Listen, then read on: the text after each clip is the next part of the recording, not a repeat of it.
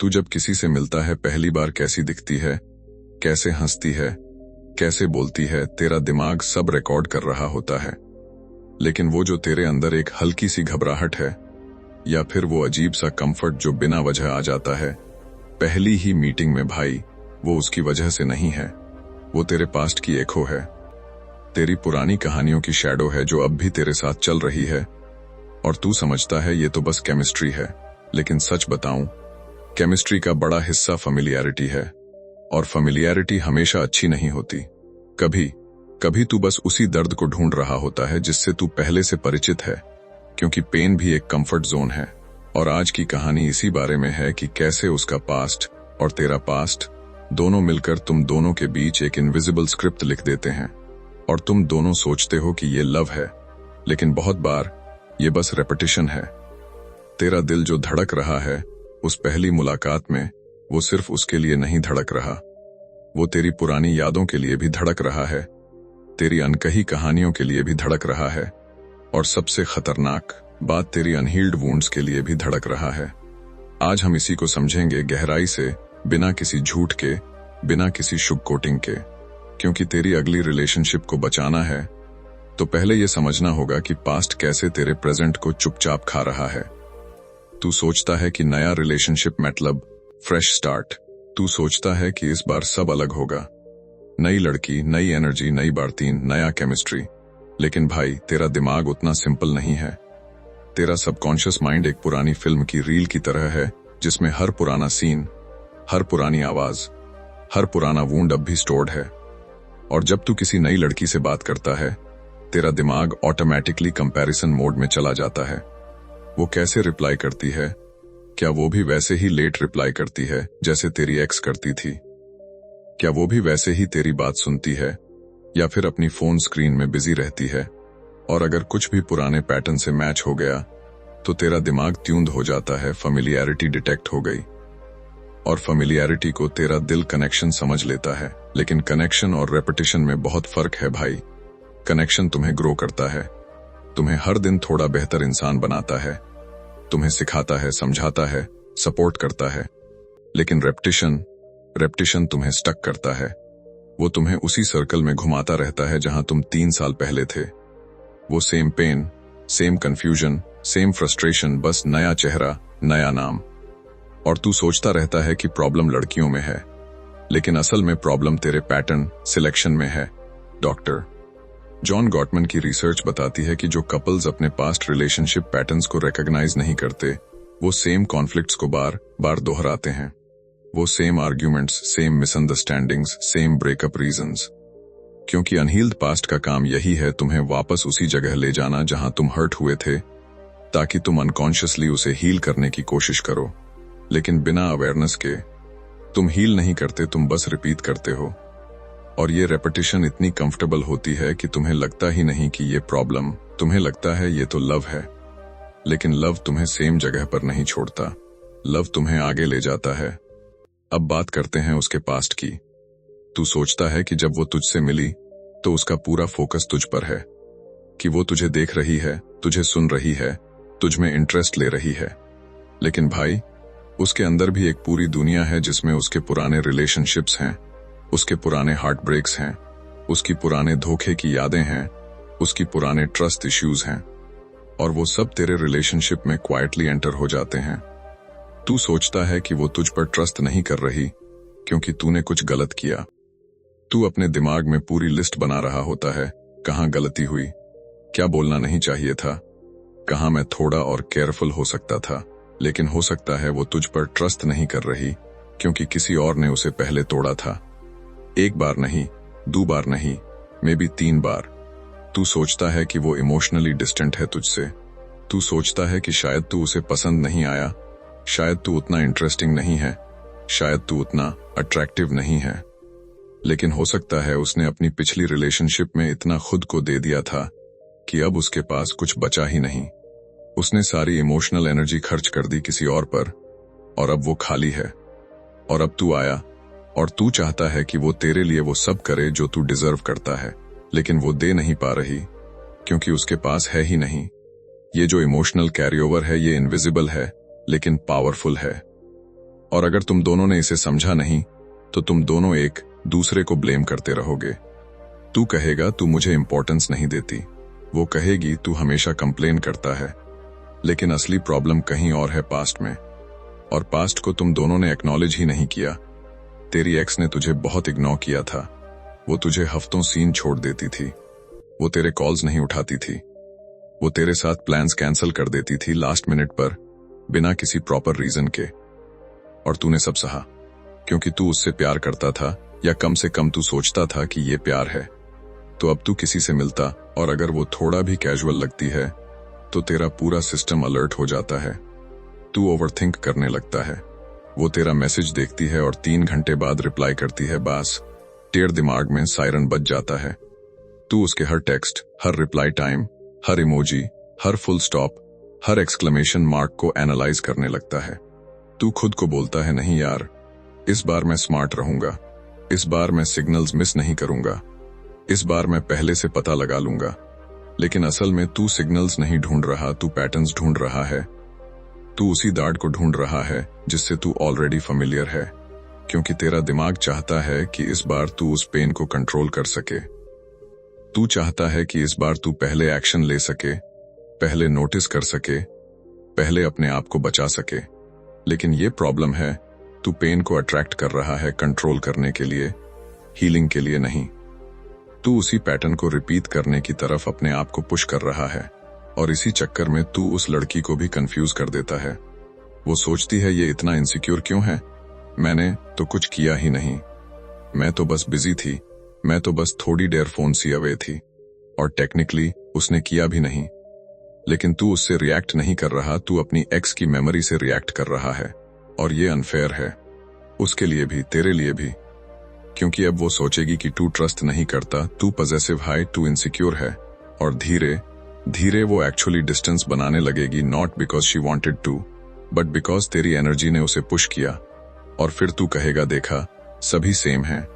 लेकिन नहीं भाई, तूने ही उसे सेम बना दिया अपने पास्ट के लेंस सी देखकर। अब देख एक और सीन, वो तुझे डेट पर मिलती है, बहुत खुश है, हंस रही है, बातें कर रही है, काफे में बैठे हो, कॉफी आ गई है, माहौल बढ़िया है, और तू भी एंजॉय कर रहा है।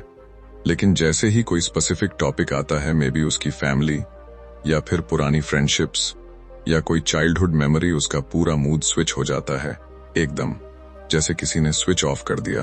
वो थोड़ी डिफेंसिव हो जाती है, थोड़ी गार्डेड। उसकी आंखें जो तुझ पर थीं, अब कहीं और देख रही हैं। उसकी हंसी जो खुली थी, अब फोर्स्ड लग रही है। तू सोचता है, मैंने कुछ गलत बोल दिया क्या, मैंने उसे हर्ट कर दिया, मुझे उस टॉपिक पे बात नहीं करनी चाहिए थी। लेकिन नहीं भाई, तूने उसके पास्ट के किसी वुंड को छू दिया, तूने अननोइंगली उस जगह टच कर दी जो अब भी सेंसिटिव है, जो अब भी हील नहीं हुई है। और अब वो तुझसे बात तो कर रही है, लेकिन असल में वो अपने पास्ट से बात कर रही है। वो तुझे देख रही है, लेकिन असल में किसी और का चेहरा याद आ रहा है, किसी और की आवाज सुनाई दे रही है, किसी और का टच फील हो रहा है। ये जो इमोशनल फ्लैशबैक है, ये रिलेशनशिप्स की सबसे अंडररेटेड रियलिटी है। लोग इसे समझते नहीं। एलन और बाबरा पीज की बॉडी लैंग्वेज रिसर्च बताती है कि जब कोई अपने पास्ट ट्रॉमा से ट्रिगर्ड होता है तो उसकी बॉडी लैंग्वेज अनकॉन्शियसली चेंज हो जाती है, आर्म्स क्रॉस हो जाते हैं, आई कांटेक्ट टूट जाता है, वॉइस टोन थोड़ी शार्प हो जाती है, शोल्डर्स थोड़े टेंस हो जाते हैं। और तू अगर इसे पर्सनली ले लेगा, अगर तू सोचेगा कि ये तेरी वजह से हुआ, तो तू भी डिफेंसिव हो जाएगा, तू भी अपनी आर्म्स क्रॉस कर लेगा, तू भी थोड़ा डिस्टेंट हो जाएगा। और अब तुम दोनों एक ऐसी फाइट में फंस जाओगे जो एक्चुअली तुम दोनों की नहीं है, वो पास्ट की है।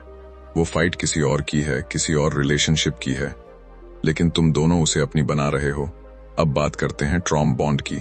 ये टर्म सुना है? बहुत लोग कंफ्यूज हो जाते हैं इसमें। सोशल मीडिया पर लोग कैजुअली इस्तेमाल करते हैं, हमारी ट्रॉम बॉन्ड है यार, लेकिन समझते नहीं कि ये एक्चुअली क्या है। ट्रॉम बॉन्ड का मतलब ये नहीं कि दोनों को ट्रॉम है और इसलिए वो कनेक्ट हो गए। ट्रॉम बॉन्ड का मतलब ये नहीं कि दोनों एक दूसरे की पेन समझते हैं। ट्रॉम बॉन्ड का मतलब है कि तुम्हारा कनेक्शन पेन पर बिल्ट है, तुम्हारी केमिस्ट्री केओस में सर्वाइव करने की है। तू उसके साथ इसलिए नहीं है क्योंकि वो तुझे पीस देती है, तू उसके साथ है क्योंकि वो तुझे फेमिलियर स्ट्रगल देती है। वो तुझे इग्नोर करती है फिर सडनली बहुत प्यार करती है, वो तुझे कंफ्यूज करती है, फिर तुझे वैलिडेट करती है, वो तुझसे लड़ती है, फिर तुझे इतना प्यार देती है कि तुझे लगता है कि सब ठीक है। और तेरा दिमाग इस साइकिल को एडिक्शन समझ लेता है, क्योंकि जब तू उसका अटेंशन पाता है, खासकर उस इग्नोर करने के बाद, तो वो डोपामीन हिट तुझे उतना ही स्ट्रांग लगता है जितना किसी ड्रग का। सच में न्यूरोसाइंस रिसर्च कहती है कि इंटरमिटेंट रीइंफोर्समेंट मतलब कभी रिवॉर्ड कभी पनिशमेंट, ये सबसे ज्यादा एडिक्टिव पैटर्न है। कैसीनो मशीन्स इसी प्रिंसिपल पे काम करती हैं, और टॉक्सिक रिलेशनशिप्स बाय। लेकिन ये लव नहीं है भाई, ये सर्वाइवल मोड है। तू उसे इसलिए नहीं चाहता क्योंकि वो तेरे लिए बेस्ट है, तू उसे इसलिए चाहता है क्योंकि तेरा पास्ट तुझे बताता है कि लव को हासिल करने के लिए तुझे सफर करना पड़ता है, कि अगर आसानी से मिल गया तो वो रियल नहीं है, कि अगर पेन नहीं है तो डेप्थ नहीं है। और जब तू सफर नहीं कर रहा होता, जब सब स्मूथ चल रहा होता, तो तुझे लगता है कि लव रियल नहीं है, तुझे बोरिंग लगता है, तुझे लगता है कि कुछ मिसिंग है। इसी को ट्रॉम बॉन्ड कहते हैं, और यही सबसे डेंजरस है, क्योंकि ये तुझे लगता है कि ये इंटेंसिटी है, पैशन है, लेकिन असल में ये टॉक्सिसिटी है, ये तुम्हें दोनों को खा रही है। रियल कनेक्शन क्या है? रियल कनेक्शन वो है जहां तुम दोनों एक दूसरे के पास्ट को एक्नॉलेज करते हो, लेकिन उसमें फंसते नहीं। जहां तुम कहते हो, हाँ मुझे हर्ट हुआ था पहले, हाँ मुझे ट्रस्ट इश्यूज हैं, हाँ मुझे कमिटमेंट से डर लगता है, लेकिन तू वो नहीं है जिसने मुझे हर्ट किया था, और मैं तेरे साथ नया शुरू करना चाहता हूं। मैं तुझे वो पनिशमेंट नहीं दूंगा जो किसी और ने डिजर्व किया था। रियल कनेक्शन में तुम अवेयर हो कि कब तुम्हारा पास्ट तुम्हारे प्रेजेंट को कंट्रोल कर रहा है। तुम नोटिस करते हो कि कब तुम ओवर रिएक्ट कर रहे हो, कब तुम प्रोजेक्ट कर रहे हो, कब तुम उस सिचुएशन को जज कर रहे हो जो एक्चुअली एग्जिस्ट नहीं कर रही, और तुम रुकते हो। तुम खुद से पूछते हो, मैं इस लड़की से रिएक्ट कर रहा हूं या अपनी पुरानी कहानी से? ये एंगर उसकी वजह से है या उस पुरानी इंसिडेंट की वजह से? और अगर आंसर पुरानी कहानी है तो तुम उसे बताते हो, तुम वल्नरेबल होते हो, तुम कहते हो, देख मुझे ये फील हो रहा है क्योंकि पहले मेरे साथ कुछ हुआ था, लेकिन मैं समझ रहा हूं कि तू अलग है। मैं तुझे अनफेयरली जज नहीं करना चाहता, बस मुझे थोड़ा टाइम चाहिए अपने दिमाग को कन्विंस करने के लिए। और ये जो ऑनेस्टी है, ये जो सेल्फ अवेयरनेस है, यही रियल कनेक्शन की नींव है। क्योंकि अटैचमेंट थ्योरी बोल्बी और एंसवर्थ की रिसर्च बताती है कि सिक्योर अटैचमेंट तभी बनती है जब तुम अपनी इनसिक्योरिटीज को छुपाते नहीं बल्कि कम्युनिकेट करते हो, जब तुम अपने पास्ट को बर्डन नहीं बनाते बल्कि कॉन्टेक्स्ट बनाते हो, जब तुम कहते हो ये मेरी हिस्ट्री है लेकिन ये मेरी डेस्टिनी नहीं है, मैं बदलना चाहता हूं। अब बात उसके पास्ट की और गहरी करते हैं। वो तुझसे मिली और तुझे लगा कि वो बहुत इंडिपेंडेंट है, स्ट्रांग है। सोशल मीडिया पर उसकी स्ट्रांग वुमन वाइब्स हैं। वो खुद का ख्याल रखती है, अपनी डिसीजंस लेती है, किसी पर डिपेंडेंट नहीं, और तुझे ये बात अट्रैक्ट भी करती है। तुझे लगता है फाइनली एक मैच्योर लड़की मिली जो अपनी लाइफ हैंडल कर सकती है। लेकिन जैसे जैसे तुम क्लोज आए, जैसे जैसे लेयर्स खुली, तुझे लगने लगा कि वो इमोशनली अनअवेलेबल है। वो तुझे फिजिकली तो साथ देती है, डेट्स पर आती है, तेरे साथ टाइम स्पेंड करती है, लेकिन इमोशनली वो कहीं और है। जब तू गहरी बात करना चाहता है, वो टॉपिक चेंज कर देती है। जब तू अपनी फीलिंग्स शेयर करता है, वो अनकंफर्टेबल हो जाती है। जब तू उससे पूछता है कि वो क्या फील कर रही है, वो कहती है कुछ नहीं, सब ठीक है। लेकिन तू देख सकता है उसकी आंखों में कि कुछ तो है। तू सोचता है शायद मुझ में कोई कमी है, शायद मैं उतना इंटरेस्टिंग नहीं हूं कि वो मुझसे खुले, शायद मैं उतना ट्रस्टवर्दी नहीं हूं। लेकिन नहीं भाई, हो सकता है उसने पहले किसी को इतना इमोशनली दिया था कि उसे पूरी तरह ड्रेन कर दिया गया। हो सकता है उसकी पुरानी रिलेशनशिप में उसे बार बार बताया गया कि उसकी फीलिंग्स ज्यादा हैं, ड्रामेटिक हैं, अननेसेसरी हैं, बोझ हैं, कि वो ओवरथिंक करती है, कि वो टू मच है। और अब उसने इमोशनली शट डाउन होना सीख लिया है। ये सेल्फ प्रोटेक्शन है, ये कोपिंग मैकेनिज्म है, ये उसका आमा है। और अब तू आया और तू चाहता है कि वो खुले, वो शेयर करे, वो वल्नरेबल हो। लेकिन उसके लिए इमोशनल वल्नरेबिलिटी एक थ्रेट है, क्योंकि पहले जब भी वो वल्नरेबल हुई, उसे हर्ट हुआ। पहले जब भी उसने अपना दिल खोला, उसे तोड़ा गया। तो अब वो डरती है, और तेरा काम उसे फोर्स करना नहीं है, तेरा काम कंसिस्टेंट सेफ्टी प्रोवाइड करना है, ताकि वो धीरे धीरे ट्रस्ट कर सके। लेकिन अगर तू खुद अपने पास्ट से हील नहीं हुआ, अगर तू खुद इमोशनली स्टेबल नहीं है, अगर तू खुद अपने ट्रिगर से लड़ रहा है, तो तू उसे वो सेफ्टी नहीं दे पाएगा और फिर तुम दोनों एक साइकिल में फंस जाओगे। वो विथड्रॉ करेगी, तू चेस करेगा, वो और ज्यादा विथड्रॉ करेगी, तू फ्रस्ट्रेटेड हो जाएगा, तू प्रेशर डालेगा, वो और ज्यादा शट डाउन हो जाएगी। और दोनों सोचेंगे कि कंपैटिबिलिटी नहीं है, लेकिन असल में कंपैटिबिलिटी है, बस हीलिंग नहीं है, रेडीनेस नहीं है। तू कभी नोटिस किया है कि कुछ लड़कियां हमेशा उन लड़कों की तरफ अट्रैक्ट होती हैं जो उन्हें हर्ट करते हैं, और तू सोचता है मैं तो इतना अच्छा हूं, मैं तो रिस्पेक्टफुल हूं, मैं तो उसकी केयर करता हूं, फिर भी मुझे कोई नहीं मिलती। और वो लड़का जो उसे इग्नोर करता है, जो उसे ट्रीट भाई ठीक से नहीं करता, उसके पीछे सब क्यों भागती हैं? भाई, प्रॉब्लम तेरी अच्छाई में नहीं है, प्रॉब्लम यह है कि वो अपने पास्ट पैटर्न्स को अनकॉन्शियसली रिपीट कर रही है। इवोल्यूशनरी साइकोलॉजी बताती है कि हम उन पार्टनर्स की तरफ अट्रैक्ट होते हैं जो हमें हमारे प्राइमरी कैरेगिवर्स की याद दिलाते हैं।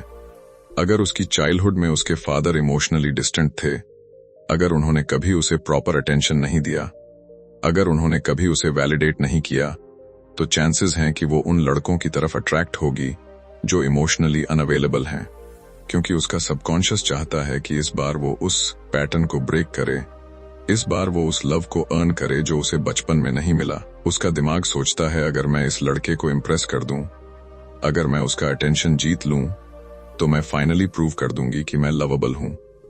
लेकिन प्रॉब्लम यह है कि वो जिस तरह के लड़कों को चूज कर रही है, वो वही हैं जो उसे वही पेन देंगे जो उसे चाइल्डहुड में मिला था। और तू जो स्टेबल है, कंसिस्टेंट है, रिस्पेक्टफुल है, अवेलेबल है, तू उसे बोरिंग लगेगा, क्योंकि बोरिंग का मतलब है प्रिडिक्टेबल, और प्रिडिक्टेबल का मतलब है सेफ। और उसका पास्ट उसे सेफ से डराता है, क्योंकि उसके लिए लव का मतलब स्ट्रगल है, चेस है, प्रूव करना है। और जब तू उसे बिना स्ट्रगल के प्यार देता है, बिना कंडीशन के एक्सेप्ट करता है, तो उसे अनकंफर्टेबल लगता है। उसे लगता है कि कुछ तो गड़बड़ है, उसे लगता है कि ये रियल नहीं हो सकता, ये सैड है, लेकिन ये रियलिटी है। और इसीलिए बहुत बार गुड गाइज को लगता है कि उन्हें कोई वैल्यू नहीं करता, लेकिन सच ये है कि ये अनहील्ड पीपल की प्रॉब्लम है, तुम्हारी नहीं। तुम ठीक हो, तुम्हें बस ऐसी किसी की जरूरत है जो खुद भी हील हो चुकी हो। अब बात करते हैं कि तुम दोनों के पास्ट कैसे क्लैश करते हैं। इमेजिन का तेरी एक्स बहुत नीडी थी, हमेशा तुझसे अटेंशन मांगती थी, हर समय टेक्स्ट्स करती थी, हर बात में तुझसे वैलिडेशन चाहिए थी। तू कहीं जा रहा है तो वो पूछती कब आओगे, इसके साथ जा रहे हो, क्या कर रहे हो, और धीरे धीरे ये सफोकेट करने लगा। तुझे लगा कि तेरी अपनी स्पेस नहीं है, और इवेंचुअली तूने उसे छोड़ दिया। और अब तू किसी से मिलता है और वो थोड़ी भी नीडी हुई, थोड़ा भी क्लिंगी लगी, तो तू इमीडिएटली अनकंफर्टेबल हो जाता है। तुझे लगता है फिर वही शुरू हो गया, फिर वही ड्रामा। लेकिन भाई, वो बस एक नॉर्मल क्वेश्चन पूछ रही है, तुम कहाँ हो, सब ठीक है, ये कंसर्न है, ये कार्य है। लेकिन तेरे लिए ये क्वेश्चन एक ट्रिगर है, क्योंकि तेरी एक्स यही क्वेश्चन पूछती थी और फिर एक बड़ा ड्रामा शुरू हो जाता था। तो अब तू डिफेंसिव हो जाता है, तू कोल्ड रिप्लाई करता है, बाहर हूं, बस, बिना किसी वार्मथ के। और अब वो कंफ्यूज हो गई, उसने तो बस कैजुअल पूछा था, लेकिन तेरी प्रतिक्रिया इतनी तीव्र क्यों है? और अब वह भी अपने अतीत से जुड़ने लगती है, क्योंकि उसकी पूर्व प्रेम कहानी में भी उसका साथी अचानक ठंडा पड़ जाता था। और अब उसे लगता है कि तुम भी वैसे ही हो, कि तुम भी भावनात्मक रूप से उपलब्ध नहीं हो, कि तुम भी उसे ठीक तरह से नहीं अपनाओगे।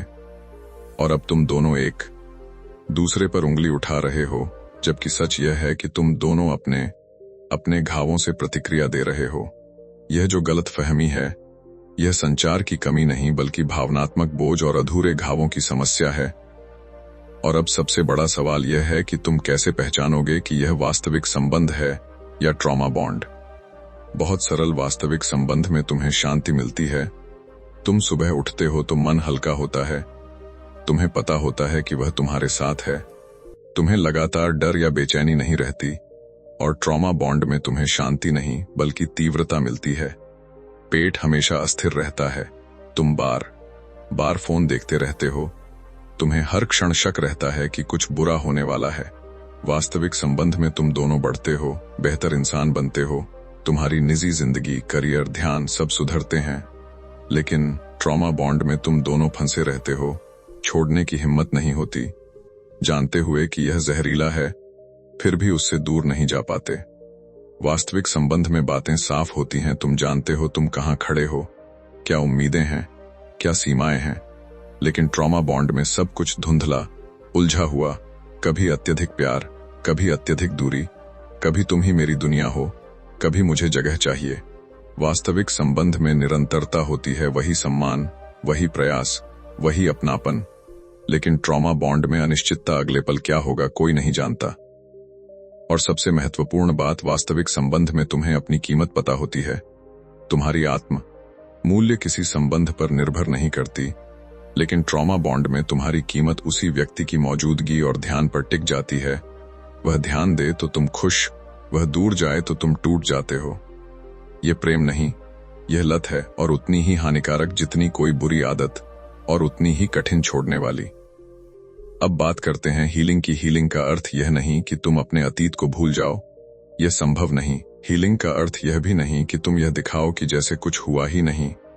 हीलिंग का अर्थ है अतीत को स्वीकारना, उससे सीखना और आगे बढ़ना। अपने आप से ईमानदार बनो, आईने में देखो और मानो कि हाँ, तुम्हें चोट लगी थी, हाँ, तुम्हें भरोसे की समस्या है, हाँ, तुम्हें निकटता और प्रतिबद्धता से डर लगता है, हाँ, तुम अपनी भावनाएं खुलकर व्यक्त नहीं कर पाते। और यही स्वीकारोक्ति पहला कदम है, क्योंकि जब तक तुम समस्या को पहचानोगे नहीं, तब तक उसे सुधार नहीं सकोगे। लेकिन स्वीकारोक्ति के साथ एक निर्णय भी जरूरी है। मैं अपने भविष्य को अपने अतीत की सजा नहीं बनने दूंगा। मैं अपने नए संबंधों को अपने पुराने घावों की वजह से नष्ट नहीं करूंगा। मैं अपने अतीत को बहाना नहीं, बल्कि संदर्भ बनाऊंगा। यह मानसिक बदलाव पूरी कहानी बदल देता है।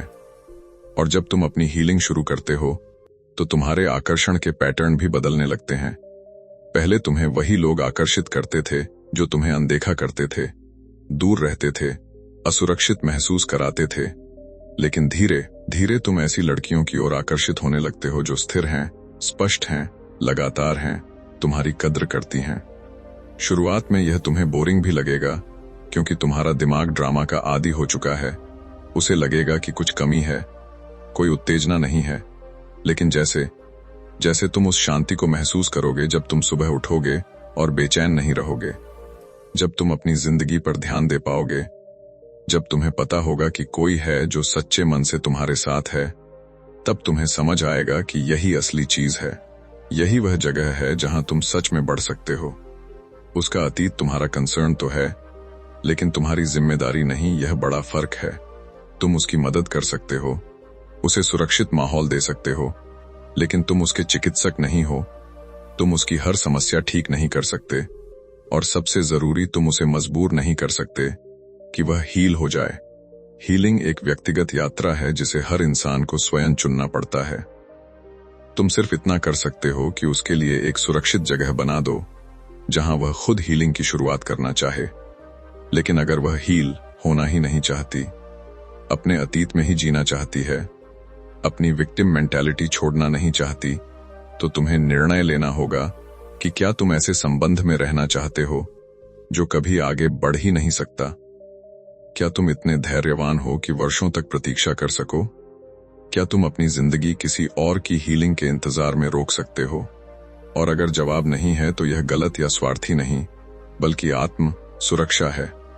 क्योंकि एक स्वस्थ संबंध में दोनों को बराबर हीलिंग और प्रयास देने पड़ते हैं। अगर सिर्फ एक ही बदल रहा है और दूसरा नहीं, तो संबंध असंतुलित हो जाता है, और असंतुलित संबंध इवेंचुअली टूटते ही हैं। एक समय के बाद वह तुम्हें थका देगा, तुम अपनी पूरी ऊर्जा उसे ठीक करने में लगा दोगे, और अपने लिए कुछ नहीं बचेगा। एक और महत्वपूर्ण बात, प्रोजेक्शन। यह मनोविज्ञान की वह प्रक्रिया है जिसमें हम अनजाने में अपनी ही असुरक्षाएं दूसरे पर डाल देते हैं। तुम सोचते हो कि वह तुम्हें धोखा देगी क्योंकि तुम्हारी एक्स ने दिया था, इसलिए तुम उसकी हर हरकत में धोखे के संकेत ढूंढते हो। वह सोचती है कि तुम उसे छोड़ दोगे क्योंकि उसकी एक्स ने छोड़ दिया था, इसलिए वह तुम्हारी हर छोटी गलती में रिजेक्शन ढूंढती है। तुमने उसकी बात ध्यान से नहीं सुनी, उसे लगता है कि तुम उससे बोर हो रहे हो। वह थोड़ी देर से जवाब दे, तुम्हें लगता है कि अब शुरू हो गया वही पैटर्न, पहले लेट रिप्लाईज, फिर कमजोर बातें, फिर दूरी, फिर टूटना। और यहीं से झगड़े शुरू होते हैं, ऐसे झगड़े जिनका वर्तमान से कोई लेना देना नहीं होता। वे सिर्फ अतीत के भूत होते हैं जो तुम्हारे आज में घुस आते हैं। और सबसे बुरा यह कि तुम दोनों को लगता है कि तुम प्रेजेंट की समस्या सुलझा रहे हो, जबकि सच में तुम पास्ट के घावों से लड़ रहे होते हो। एक स्वस्थ संबंध में लोग अपने ट्रिगर्स पहचानते हैं और उन्हें पहले से साझा करते हैं।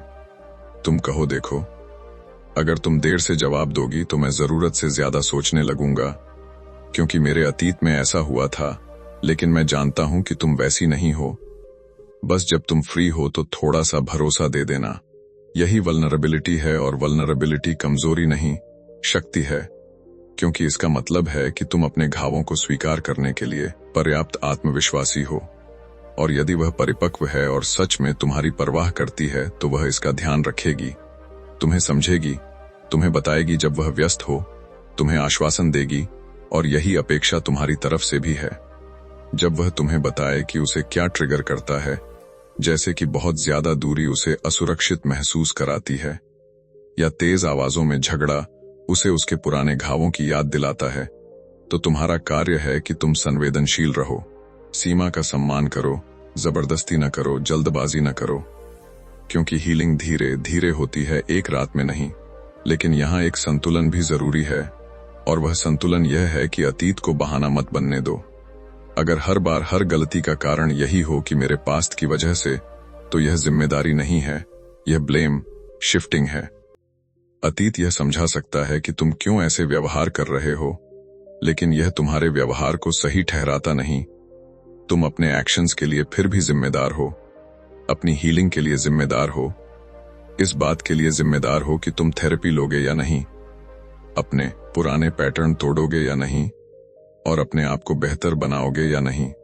और अगर तुम किसी रिलेशनशिप में हो तो यह तुम्हारी जिम्मेदारी है कि तुम अपने पार्टनर के साथ न्यायपूर्ण रहो, से वह सजा मत दो जो किसी और को मिलनी चाहिए थी। वह अलग इंसान है, अलग इरादे हैं, अलग दिल है। अगर तुम उसे अपनी एक्स की तरह ट्रीट करोगे, अगर तुम उस पर वही पुरानी असम्पशंस प्रोजेक्ट करोगे, तो तुम उसी ब्यूटीफुल रिलेशनशिप को अपने हाथों से खत्म कर दोगे जो बन सकती थी। अब जरा एक दृश्य सोचो, तुम दोनों साथ बैठे हो, शायद तुम्हारे घर में या किसी पार्क में, सब कुछ सामान्य चल रहा है। अचानक कोई शब्द, कोई हल्की सी बात, कोई पुरानी याद छूती है और वह एकदम शांत हो जाती है। उसके चेहरे पर बदलाव दिखाई देता है, उसकी आंखें कहीं दूर चली जाती हैं। तुम पूछ सकते हो क्या हुआ, और वह कहे कुछ नहीं, लेकिन तुम्हें पता है कि कुछ तो है। उसकी आंखें बता रही हैं, उसकी देह भाषा बता रही है। अब यहाँ दो रास्ते हैं। पहला कि तुम खुद भी चुप हो जाओ, परेशान हो जाओ, सोचो कि फिर से ड्रामा शुरू, फिर से वही इमोशनल अनअवेलेबिलिटी, और फिर तुम फोन में खो जाओ, इमोशनली चेक आउट कर जाओ। या दूसरा रास्ता कि तुम थोड़ा धैर्य रखो, थोड़ा नरम पड़ो और कहो, अगर तुम बात करना चाहो तो मैं सुन रहा हूं, मैं जज नहीं करूंगा। अगर नहीं करना चाहती तो भी ठीक है, लेकिन मैं यहीं हूं।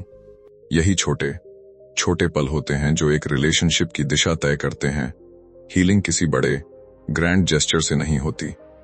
हीलिंग रोज के छोटे छोटे पलों में होती है, जहां कोई तुम्हें सेफ महसूस करवाता है, जहां कोई तुम्हारे टूटे हिस्सों पर धीरे से हाथ रखता है और कहता है, मैं हूं। और अंत में सबसे महत्वपूर्ण बात तुम्हें समझना होगा कि हर रिलेशनशिप तुम्हें कुछ सिखाने आती है, चाहे वह चले या न चले, चाहे वह सुंदर हो या दर्दनाक। हर रिलेशनशिप एक आईना है जो तुम्हें तुम्हारे अनहिले हिस्से दिखाती है। और अगर तुम सीखने के लिए तैयार हो, अगर तुम बढ़ने के लिए तैयार हो, तो हर हार्ट ब्रेक भी एक सीढ़ी बन जाता है। लेकिन अगर तुम विक्टिम बन गए, अगर तुम सिर्फ ब्लेम करते रहे, अगर तुम बार बार यही दोहराते रहे कि सब सेम है, कोई अच्छा नहीं है, तो तुम उसी जगह अटके रहोगे। Same patterns, same pain, same cycle, और 5 साल बाद भी वहीं खड़े होंगे जहां आज हो। इसलिए चुनो, तुम विक्टिम बनोगे या विक्टर, अपने पास्ट को आइडेंटिटी बनाओगे या सिर्फ हिस्ट्री। हर नई लड़की को अपने पुराने जख्मों की नजर से देखोगे या नई साफ आंखों से, क्योंकि जब तक तुम हील नहीं करोगे, तुम कभी किसी को सच में प्यार नहीं कर पाओगे। तुम सिर्फ अपने ट्रॉमा को दोहराते रहोगे। और यह अन्याय है, तुम्हारे लिए भी, उसके लिए भी। इसलिए आज से शुरू करो, अपने पास्ट को एक्नॉलेज करो, अपने घावों को एक्सेप्ट करो, लेकिन उन्हें अपने फ्यूचर पर हावी मत होने दो। जरूरत पड़े तो मदद लो। थेरेपी कमजोरी नहीं बल्कि सबसे बड़ी ताकत है। अपने पैटर्न्स को पहचानो, नोटिस करो कि कब तुम वही साइकिल रिपीट कर रहे हो, और सबसे जरूरी अपने आप के साथ धैर्य रखो। हीलिंग सीधी रेखा की तरह नहीं होती। कुछ दिन अच्छे आएंगे, कुछ दिन बुरे, लेकिन हर दिन आगे की ओर एक कदम है। और जब वह दिन आएगा जब तुम अपने अतीत को बिना दर्द के सिर्फ शांति के साथ याद कर पाओगे, तब तुम सच में तैयार हो जाओगे किसी को सच्चा प्रेम देने के लिए, एक वास्तविक कनेक्शन बनाने के लिए। और तब भाई, तब जिंदगी सच में बदल जाती है। Comment what you felt.